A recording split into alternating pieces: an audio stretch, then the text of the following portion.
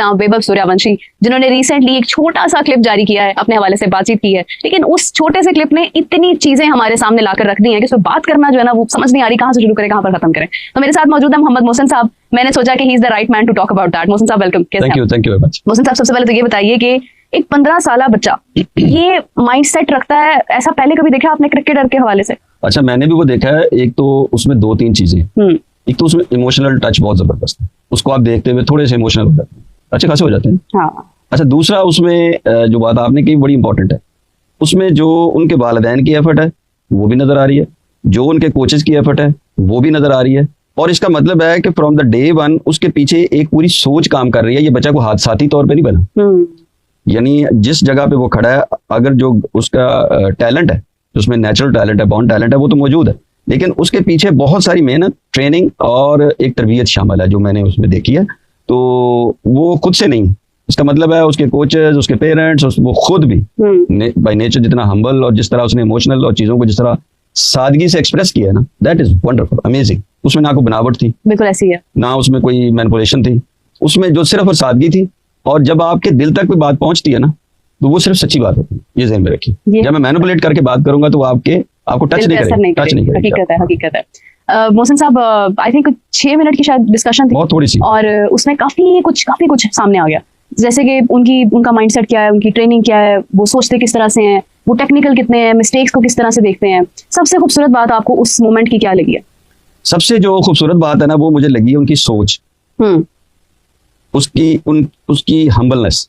जब आप हम्बल होते हैं ना, तो you ready to take the advices. जो सबसे इंपॉर्टेंट चीज मुझे उसे लगी है कि वो सीखने की जो एबिलिटी है ना उनमें, रिसीव करने की एडवाइसेस, तरबियत, वो बहुत तगड़ी है। यानी उसको वो रियलाइज कर रहे हैं।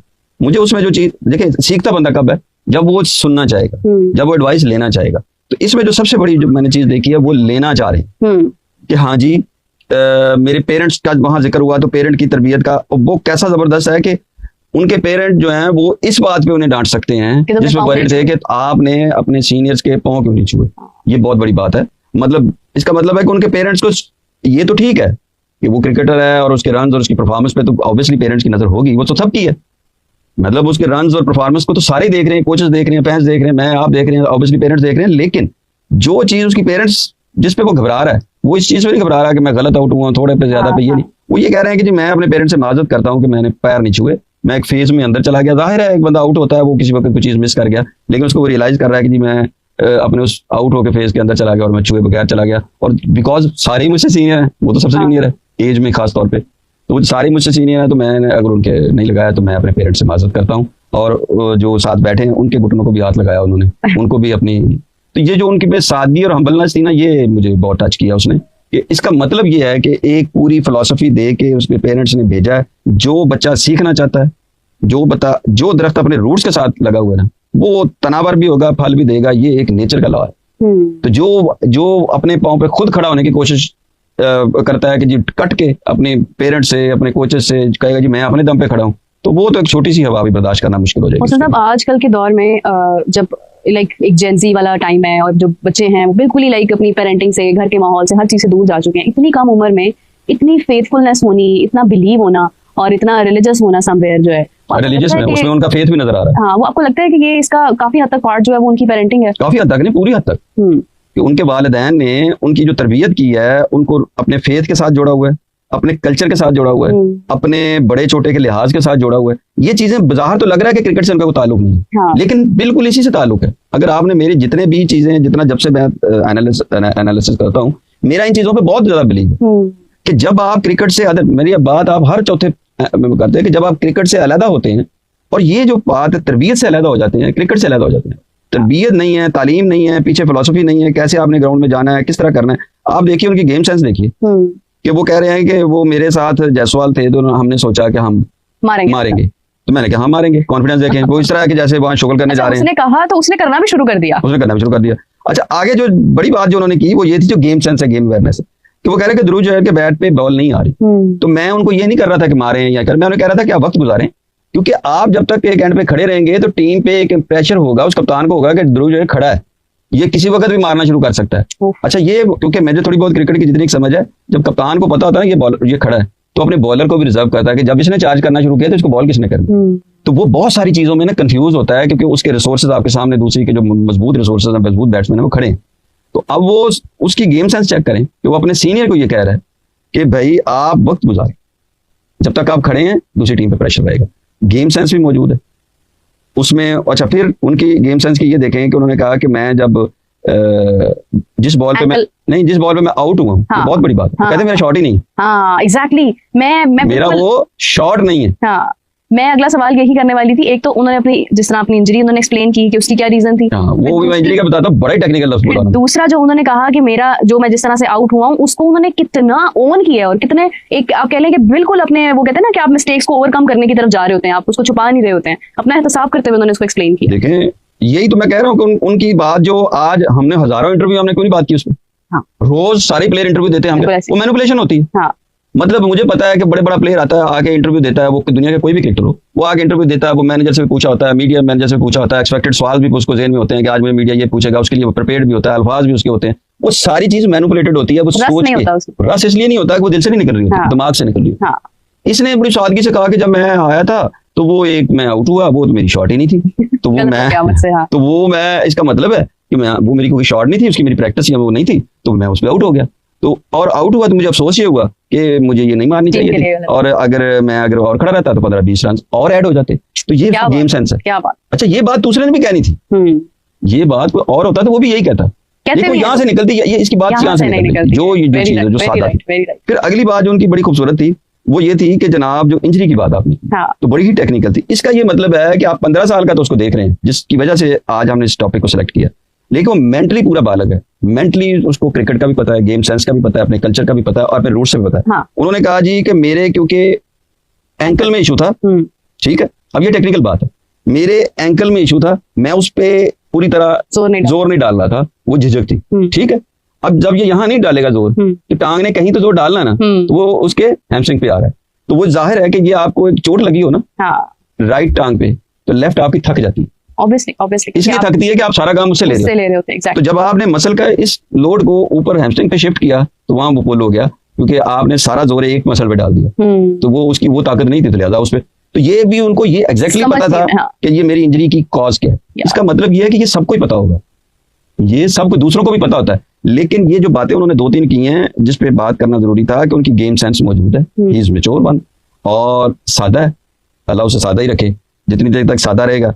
तो वो ये चीज जो है ना, इसका मतलब है कि पेरेंट ने उसके दिमाग में आज भी स्टारडम नहीं जाने दिया, ना वो कहीं से नजर आता है, और वो आज भी उसी तरह इनोसेंटली चीजों को देख रहा है, सादगी से देख रहा है, और हम्बलनेस, और सबसे ज्यादा जो होता है ना क्या, वो रेसिपिएंट का वो लेना चाहता है चीज। जयपुर के लिए जो मोहब्बत है उनकी, उसके बारे में देखे कि उसने किस तरह वो कहा कि जी वो तो जिस तरह बंदा अपने लव की बात करता है जिसको, वो तो वो अंदर से निकली कि नहीं ये तो मेरा सब कुछ है। तो मतलब वो अपने रूट्स के साथ जुड़ा हुआ प्लेयर है, जिसकी वजह से उसकी तरबियत बहुत शानदार है। मैं उसके पेरेंट्स को कंग्रेचुलेट करता हूँ, उसके कोचेस को करता हूँ कि, और यही है कि जब तक वो अपने इस मासूमियत में रहेगा और अपने कल्चर के साथ जुड़ा रहेगा, दिमाग में स्टारडम नहीं आएगा, और वो इंडिया के जो आने भी नहीं देते, दैट्स व्हाई वो अपना क्रिएट कर रहे हैं, स्टार बना। आप देखें कि अभी से उसके माइंड में एक कैप्टेंसी वाला एलिमेंट जो है वो है कि like he is somewhere a captain inside. मतलब वो अभी तो इंडिया दूर दूर तक शायद ना सोचे कि वैभव सूर्यवंशी जो है वो कैप्टन भी होंगे, अभी तो टीम मिलाने की बात करें, बट आप सोचे कि आज उसकी ये माइंडसेट है कि जो एक कैप्टेंसी माइंडसेट है, हर चीज को लाइक 360 आई व्यू है उनका पूरा।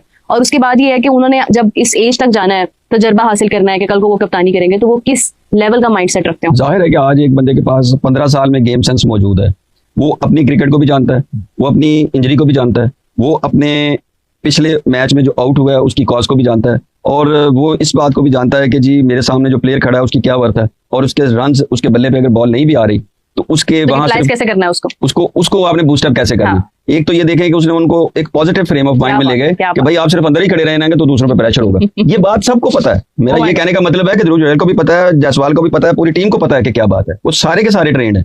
लेकिन बात ये हो रही है कि ये 15 साल के बच्चे को भी पता है। ओह माय गॉड, ये कहने का मतलब है मेरा कि मैं ये नहीं कह रहा कि ये जो बात उन्होंने किया इंडिया के दूसरे प्लेयर्स को नहीं पता, सबको ये पता होगी, सारे ट्रेन पर दिस। लेकिन एक्सप्रेशन और इस एज के साथ अपनी रवायात और कल्चर्स के साथ जुड़ा होना, अपने पेरेंट की और अपने सीनियर्स की इज्जत करना, ये मैं समझता हूँ बहुत आगे ले जाएगा, बहुत आगे ले जाएगा।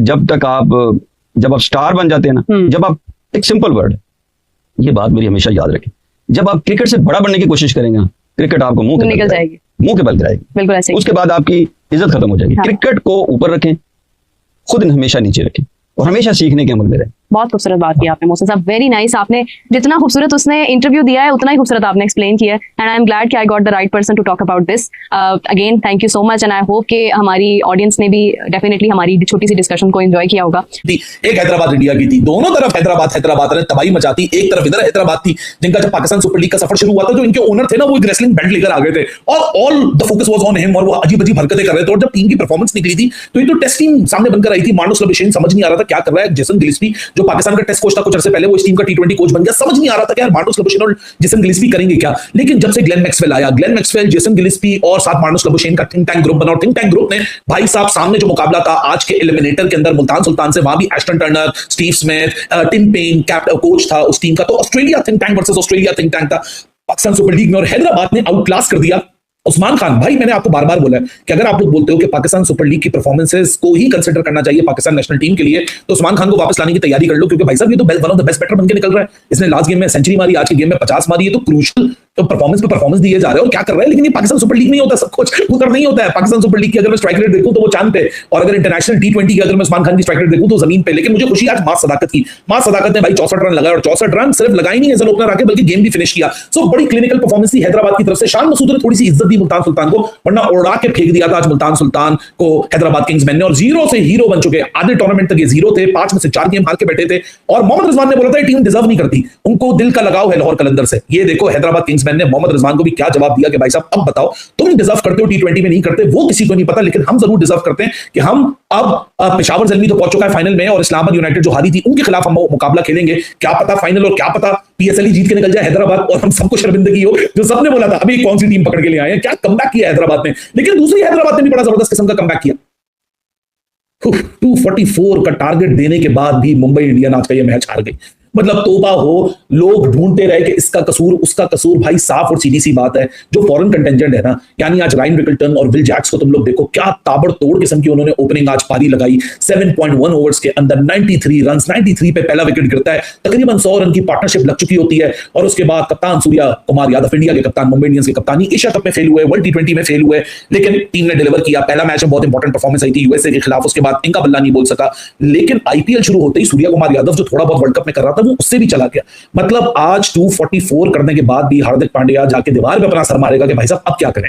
मतलब जब जसप्रीत बुमराह जैसा बॉलर डेथ के अंदर यॉर्कर्स मिस करना शुरू कर दो, और सलील अरोरा से जो कि एक न्यू कमर है, उस बल्लेबाज का इतना एक्सपीरियंस नहीं है, वो उससे छक्का खा ले, तो आप यही समझ लो कि वो इटसेल्फ पूरी मुंबई इंडियंस की बॉडी लैंग्वेज को और मुंबई इंडियंस को नटशेल डिस्क्राइब करता है कि कितनी डाउन एंड आउट परफॉर्मेंस है। लेकिन 244 लगने के बाद आप हैदराबाद से बिल्कुल एक्सपेक्ट कर सकते थे इस वानखेड़े के फ्लैट सरफेस के ऊपर कि इस विकेट के ऊपर मारामारी और ठुकम ठाकी होगी। और अभिषेक शर्मा और ट्रेविस हेड ने जो आज जवाब देना शुरू किया, मतलब पैसा वसूल था। वो गजनफर ने, अल्लाह मोहम्मद गजनफर ने बीच में बड़ा जबरदस्त किस्म का कमबैक फिगर कर दिया उसने, जहां उसने बैक टू बैक विकेट ले ली एक ही ओवर में ईशान किशन और अभिषेक शर्मा की, और थोड़ी देर बाद ही ट्रेविस हेड का विकेट निकल गया। वो शायद एक टर्निंग पॉइंट साबित हो सकता था। लेकिन जिस अथॉरिटी से आज अभिषेक शर्मा और ट्रेविस हेड ने मारामारी की, और उस पार्टनरशिप में ट्रेविस हेड जिस तरीके से स्पेयर हेड था, 129 रन की partnership in mayor with in 9 overs. आप 244 के बदले में 129 रन अगर 9 ओवर में उतारते हैं तो तोबा है यार, क्या ब्रूटलनेस दिखाई। और जिस तरीके से टेक डाउन किया है, आइदर इट वाज बोल्ड और Hardik Pandya, whosoever came their way, Jasprit Bumrah, bowler का नाम मैटर नहीं किया, बॉलर की पेडिग्री मैटर नहीं की, बॉलर का एक्सपीरियंस मैटर नहीं किया, they just took on the merit of the delivery, क्योंकि विकेट ऐसी थी जहां आप अपने हाथ खोल सकते थे, आप यहां रिस्क ले सकते थे। हालांकि विल जैक्स और रायन रिकल्टन को देख के मुंबई इंडियंस वाले बहुत खुश थे कि 6 ओवर में 78 रन लगते विदाउट एनी लॉस, लेकिन सामने से जो जवाब आया वो 92 का आया। और 78 और 92 में अगर आप फर्क देखें 14 रन का, और अगर आप पावर प्ले में 14 रन एक्सेसिव चले जाएं तो आपको ऑटोमेटिकली एक फाउंडेशन मिल जाती है। लेकिन मुंबई इंडियन तो ऐसा लगने लगा है कि दिमागी तौर पर जब एक टीम हिल जाती है ना, और दिमागी तौर पर प्रेजेंट नहीं होती है, उस मूवमेंट में नहीं होती है, ये टीम वो वाली वाइब्स दे रही है। मतलब आज तो कोई किसी किस्म की एक्सप्लेनेशन नहीं होनी चाहिए थी। हाँ, ये बात जरूर है कि अगर आप दोबारा बैटिंग में जाएं और दोबारा बैटिंग को जाके खंगालें, और ऑनेस्टली देखें कि नमन धीर का आना मोमेंटम को स्लो करना, क्योंकि विल जैक्स और रायन रिकल्टन जो मोमेंटम बना के गए थे, अब तुम लोग ना दोनों टीमों को यहां कैलिब्रेट करो। एक तरफ मुंबई इंडियंस को रखो, एक तरफ हैदराबाद को रखो। मुंबई इंडियंस का पहला विकेट गिरता है 93 पे, हैदराबाद का पहला विकेट गिरता है 129 पे, दूसरा विकेट गिरता है 129 पे, तीसरा विकेट गिरता है 133 पे।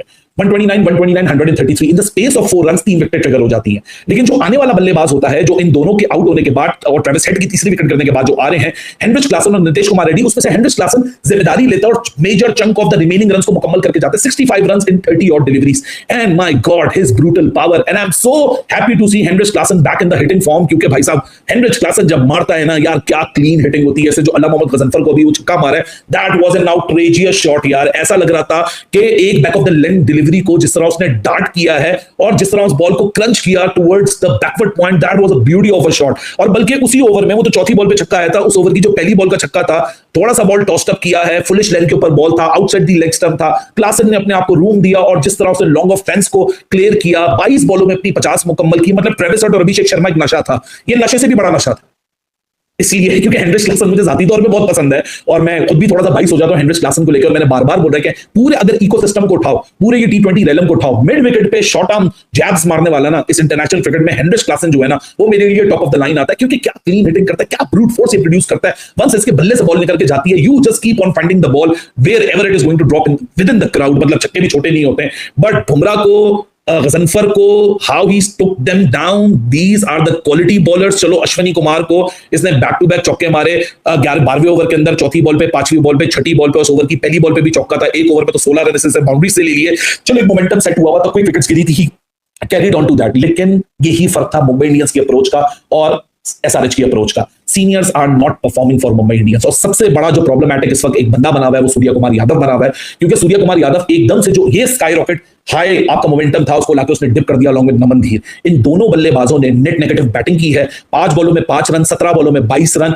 आप अगर कम्युलेटिवली मिलाएं तो 22 बॉलों में 27 रन इन दोनों ने मिलकर बनाए हैं। हालांकि नीचे से हार्दिक पांड्या ने 15 बॉलों में 31 रन और 5 बॉलों में 7 रन, यानी 22 बॉल अगर मैं हार्दिक पांड्या और तिलक वर्मा की 20 बॉलें मिलाऊं तो बात करें तो इतना बड़ा टारगेट होने के बावजूद भी टीम सेव नहीं है और भाई चेज हो रहा है आईपीएल के अंदर। देखिए आईपीएल की एक बहुत बड़ी खासियत है भाई, देखिए आपके पास इतने बड़े बैटर हैं, रोहित शर्मा हो गया, ठीक है, उसके बाद आपका ये रियान रिकल्टन ने आज अच्छा परफॉर्म किया, 123 स्कोर लगाया, लेकिन उसे किसी काम का नहीं है, ठीक है। आप देखें आपने इतना बड़ा टारगेट लगा दिया, आपके पास इतनी बड़ी बॉलिंग लाइनअप है, लेकिन इंटरनेशनल टीम इंडिया के आपके पास 2 मेन बॉलर हैं, जसप्रीत बुमराह एंड हार्दिक पांड्या, और ट्रेंट बोल्ट न्यूजीलैंड का मेन बॉलर है भाई। तो आप 243 245 नहीं सेव करे तो यार आपकी कोई परफॉर्मेंस नहीं है, ठीक है। आपको थोड़ी सी गलतियां अपनी सुधारनी चाहिए। उधर की बात करूं मैं सनराइजर की, भाई वो तो मार मार के दुम्बा बना देते हैं, ठीक है। आप देखें ट्रेविस हेड ने 30 बॉलों में 36 स्कोर किया, उसके बाद ये हेनरी क्लासन भाई वो एंड में आगे परफॉर्म कर गया। मिडिल ऑर्डर में जैसे वन मैन की एक आदमी की जरूरत होती है ना एंड वाले मैच में मैच फिनिश करने की, वो हेनरिच क्लासन ने पूरी कर दी। उसके बाद आप अभिषेक शर्मा की बात कर लें, आज उसने साबित किया कि वो टूलर नहीं है, वो आज कूलर की तरह परफॉर्म करके गया भाई। 45 बॉलों में 24 बॉलों में मेरे ख्याल से 45 स्कोर करके गया। तो ये चीजें आपको चाहिए भाई, अपनी गलतियां सुधारनी चाहिए। सनराइजर हैदराबाद ने पिछले मैचों में बहुत गलतियां की हैं, लेकिन उन्होंने आज लगातार हारे भी, आप लगातार जीतना शुरू कर आज उन्होंने जैसे अपनी गलतियों को रिमूव किया, उन्होंने न्यू कमबैक किया और बहुत अच्छा कमबैक किया विकास भाई। इतना अच्छा कमबैक मैंने सोचा नहीं था कि करेगा सनराइजर।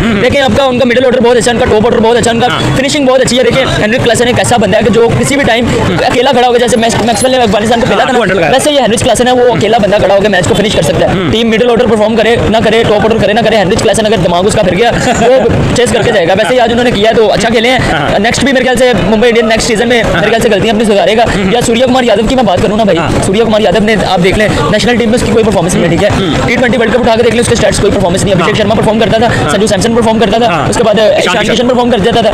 नीचे ये सूर्य कुमार यादव की जब बारी आती थी, ये वैसे स्ट्राइक रोटेट करता था, गंदे तरीके से खेलता था। वैसे ही ये आज आप देख लें मुंबई इंडियंस की तरफ से वैसे ही खेला, ठीक है। इसकी कोई इतनी खास परफॉर्मेंस नहीं है। इसको मेरे ख्याल से कैप्टनसी अच्छी कर लेता है, इतनी मेरे ख्याल से कैप्टनसी सिर्फ अच्छी कर सकता है, टीम को लीड अच्छा कर सकता है। बैटिंग की बात करें परफॉर्मेंस नहीं है इसकी, फॉल परफॉर्मेंस है इसकी। अगर बात कर लें हार्दिक पांड्या की, हार्दिक पांड्या भी एक यार हार्दिक पांड्या जब से कैप्टन बना मुंबई इंडियंस की तो जो है वो किस्मत ही जो है वो खराब हो गई। हार्दिक पांड्या ने अपने रंग की तरह मुंबई इंडियंस की उसने किस्मत भी खराब कर दी है। उसने वाइड बॉल करवा लिया, तब का उसका ना जरा ना दिमाग खराब हुआ पड़ा। तो मेरे ख्याल से कैप्टन चेंज करना चाहिए। रोहित शर्मा को वापस लेके आना, किस्मत को अपनी बदलना है। देखिए रोहित शर्मा एक वन मैन आर्मी की तरह बंदा था, ठीक है, बहुत बड़ा मैन था, वो हिट मैन था, ठीक है। जैसे अकेला आगे परफॉर्म करके जाता था, मेरे ख्याल से टीम को भी काफी कॉन्फिडेंस मिलता था। आपके पास एक ऐसा कैप्टन होना चाहिए कि जो कैप्टन को जो टीम को अच्छे तरीके से लीड कर सके। तो रोहित शर्मा ही था वैसा कैप्टन। उसके बाद मेरे ख्याल से कोई आया नहीं है। तो रोहित शर्मा भाई वापस आ जाओ, मुंबई इंडियन को आपकी जरूरत है अभी, ठीक है। अभी आप 2-3 साल आईपीएल और खेल सकते हो, अभी बूढ़े नहीं हुए आप, अभी भी आप में वैसे शक्ति है, आप वैसे छक्के लगाते हो, वैसे चौके लगाते हो। तो रोहित शर्मा को चाहिए वापस आए मुंबई इंडियन की। जो 200 अगर बात स्कोर रन की बात करें तो 14 रन ऑलमोस्ट एवरेज चाहिए था हर ओवर के अंदर। और ट्रेंट बोल्ट और जसप्रीत बुमराह का तो पूरी दुनिया में जो है वो टेरर है। आज उन्होंने भी जो है वो अपनी बॉलिंग के अंदर 50 करवाई है। और प्रफुल्ल हिंद, मतलब कि इतने बॉलर्स होने के बावजूद,